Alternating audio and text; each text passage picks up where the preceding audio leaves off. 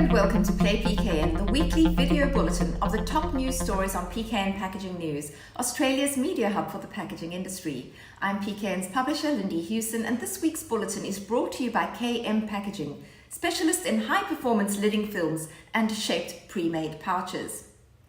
Well, it has been a big news week in packaging. APCO has launched the Collective Impact Report outlining actions required to achieve the 2025 national packaging targets. The overarching message is this: more action needs to be taken and quickly. The report reviews current systems performance in Australia, highlighting emerging and significant gaps, and explores the needs for alternative interventions to progress our transition to a circular economy.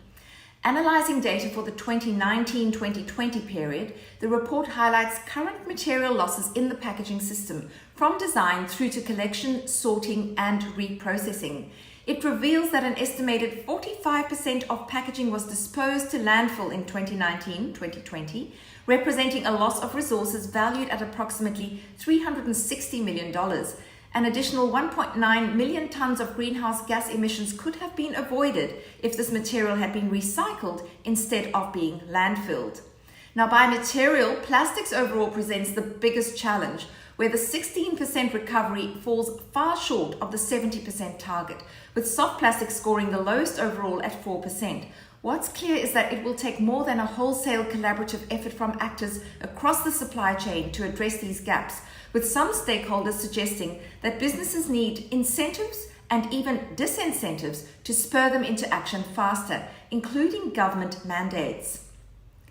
Moving on to another APCO initiative, the winners of APCO's annual awards were announced this week, recognizing APCO members, which now number 1,800 businesses, for their packaging sustainability progress for the 2020-21 reporting period. All the award winners are on the PKN website, but I will single out the two top awards.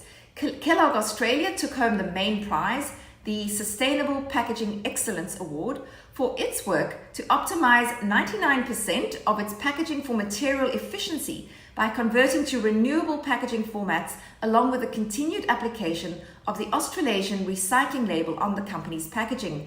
Kellogg now has more than 75% of its packaging labelled as recyclable through the Australian curbside or REDcycle system. And then Biopak founder Richard Fine was crowned Sustainability Champion for 2021 in recognition of his tireless work championing compostable packaging and driving progress towards both the national packaging targets and the national food waste strategy targets. Congratulations, Richard. On to some other headlines. In what has been described as a game-changing investment in Australia's plastic recycling and sustainable packaging industry, Pact Group has received $20 million in funding from the federal government's Modern Manufacturing Initiative for Recycling and Clean Energy Manufacturing projects. Now, the funding will be supporting a total investment of $76 million for plant and equipment upgrades across 15 of Pact Group's sites in New South Wales, Queensland, Victoria and Western Australia, with upgrades due for completion by mid-2024. It is anticipated this investment will create 250 full-time jobs and give a major boost to the amount of recycled plastic in locally made packaging. Creativity and innovation have continued to be at the forefront this week as several brands announced new and exciting initiatives.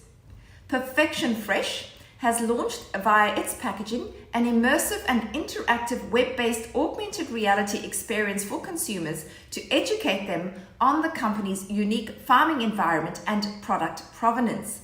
Kellogg's Australia has started to roll out refreshed packaging across its full breakfast range in retail stores nationwide, which will allow for easier on-pack navigation of nutrition and recycling information. Two new packaging innovations have been introduced from Nestle. Firstly, in food service packaging, pails from Nestle Professional's Maggie brand have been redesigned with 17% less plastic, which will remove 30 tons of virgin plastic from the market annually.